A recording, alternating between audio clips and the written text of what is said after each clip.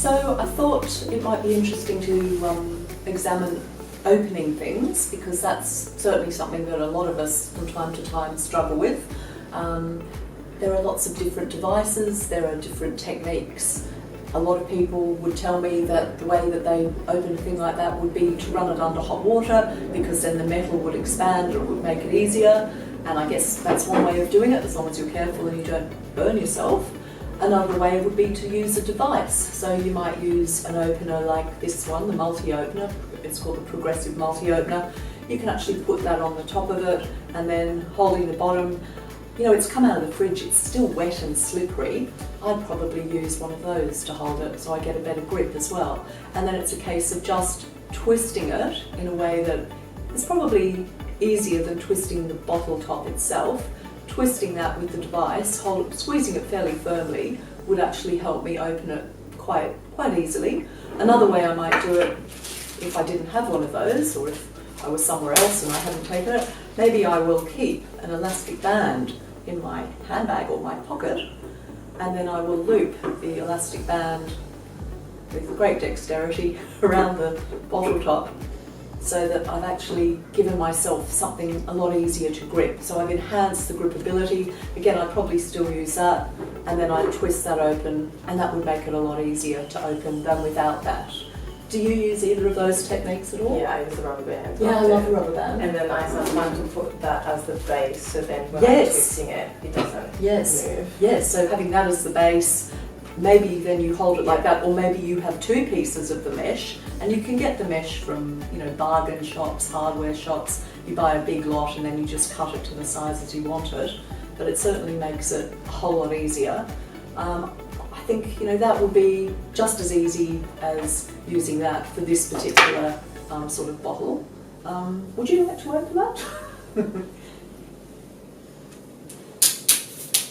There you go. So, yeah, it really is a good idea. It makes it so much easier.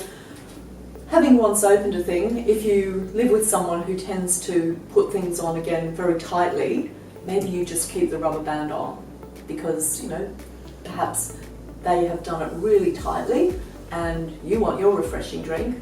Having the rubber band really helps. Or maybe you invest in one of these. This thing, it's called the multi-opener because it does a range of different things. The larger bit there goes on a larger jar. Now, it's not the one I would use to start with a pop jar like this. The one I'd use with a pop jar like this would be this one, the jar key.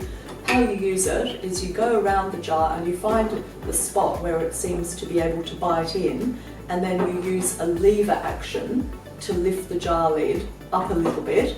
Once that goes pop, you've broken the air seal, and then it's much easier to open it.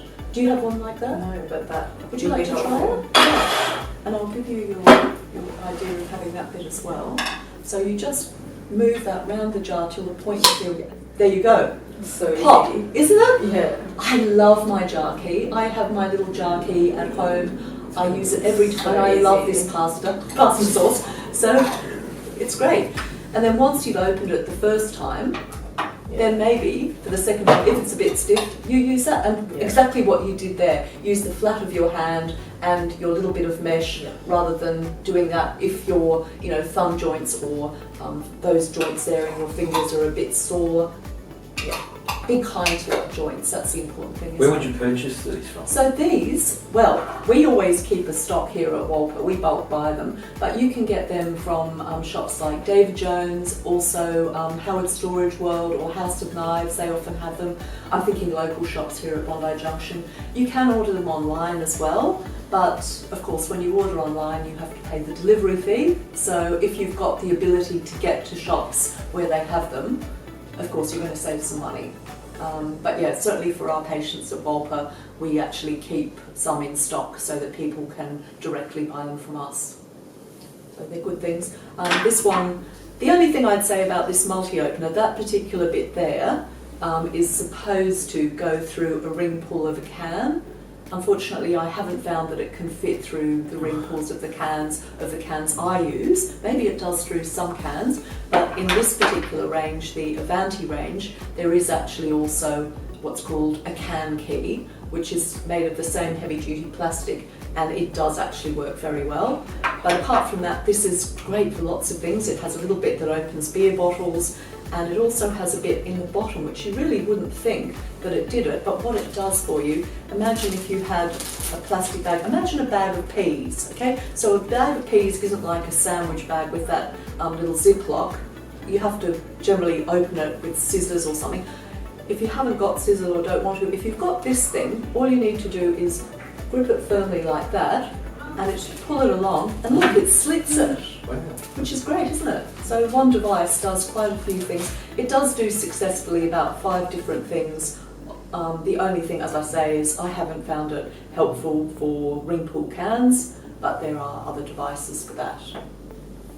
Another thing I brought was the Good Grips peeler, just because the principle is that by holding something that has a wider diameter, we're not putting quite so much pressure through those 2 joints of our thumbs, and those 2 joints of our thumbs are often the ones, with all the use over the years, that develop arthritis. I certainly have a wee bit of arthritis in that one, but I'm left-handed, so I would tend to use that very happily because it's got that nice wide grip.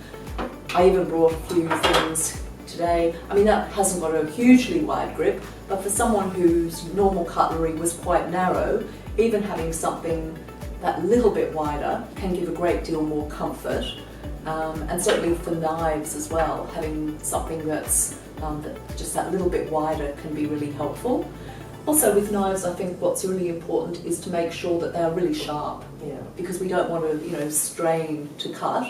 And I guess sometimes standing up to do any activity that requires force, I'll just stand up, but that way I can actually put some weight down through what I'm doing. So anything that I'm doing that requires cutting or rolling or sanding or any of those activities, if I could do it standing, I would. If for me standing was uncomfortable, then what I'd probably try and do would be to get a very high perch stool, and then at least I've got the ability to put pressure downwards.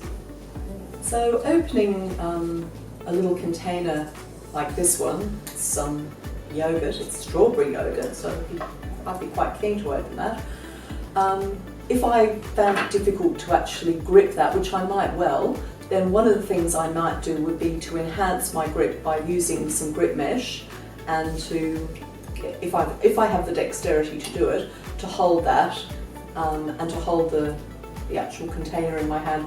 And with a better grip, it's easier for me to hold that and peel it back. Now, if I couldn't do that, and I really still desperately want, and by now I want the yogurt even more, then I'd get something sharp, like a sharp knife, and I'd actually pierce it. I just did that, didn't I? Just pierced it. Gosh, that was quite easy to pierce. And then I guess I'd just have to take it all the way around, and I probably wouldn't use a pair of scissors, I'd probably use a knife. And I made a bit of a mess now, but never mind.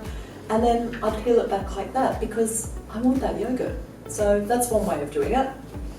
I guess there's probably other devices. I know if I use the multi-opener, that little bit there on the multi-opener, that's actually designed to grab hold of things just like that and to peel them back. But I reckon using a grip mesh was probably just as easy, and certainly using a sharp implement to open things, I guess, as long as you feel safe using the sharp implement. I guess also things like this, I mean, that could be really, really difficult to open. Sometimes there's that little bit where you can, see that they've indicated that, tear here, but sometimes tearing there, it doesn't quite work. So I think in that situation, I'd probably use scissors to cut it open. I've got fairly conventional scissors here, which you might think about, well, how can I most comfortably hold those scissors? If you've got arthritis in one of those lower joints of your thumb there, or more proximal joints of your thumb, you might discover that getting a modified pair of scissors works better for you. We were just discussing, but unfortunately I haven't got an example of some scissors you can get where the action is just to gently squeeze and the blades of the scissor work in the normal way. That would be a great thing to have, and you can certainly buy them online. Some of the educational suppliers actually keep those. But I'd probably just resort to cutting that open, making it more difficult, more easy for myself, and then maybe just peeling it back at bottom, depending on what I found I could do on the day. And I think that's part of it, isn't it? What I can do on the day is important, because some days are different to others. Some days are good days and some days are a bit more difficult.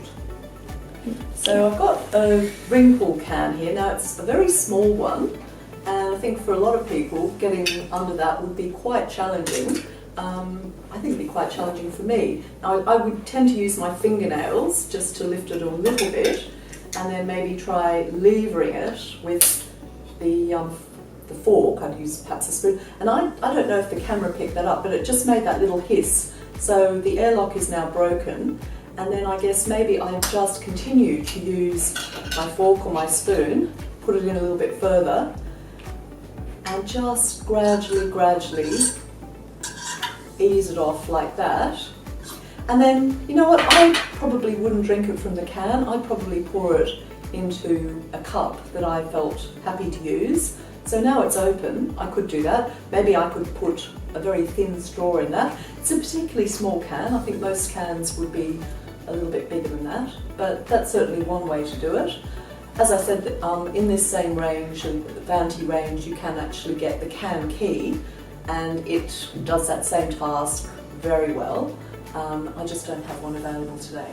And so how would you go about opening a can normally? So usually I use a spoon and I'll put it under where people normally use their fingertips.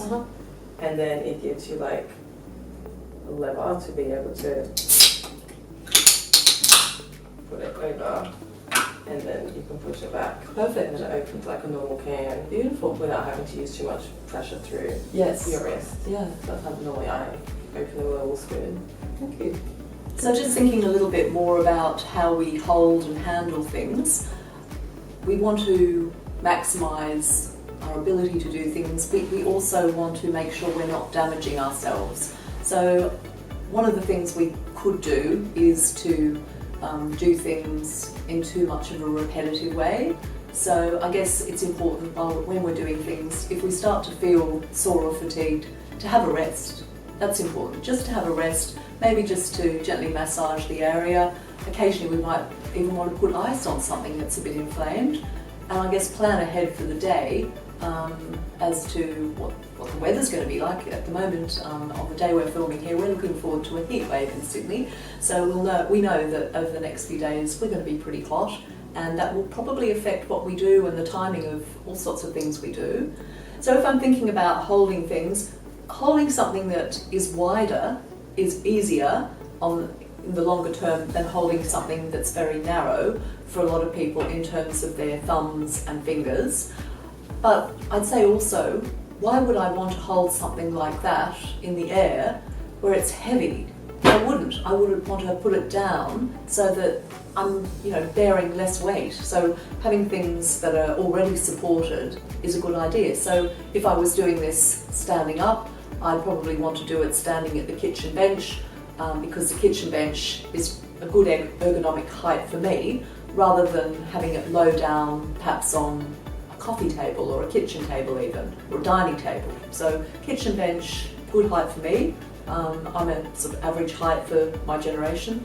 The other thing is using enhancements to grip, so using things like grip mesh, just so that I've got a good stable grip on it, and maybe another piece of grip mesh even on top, so that I'm finding it easier to open it.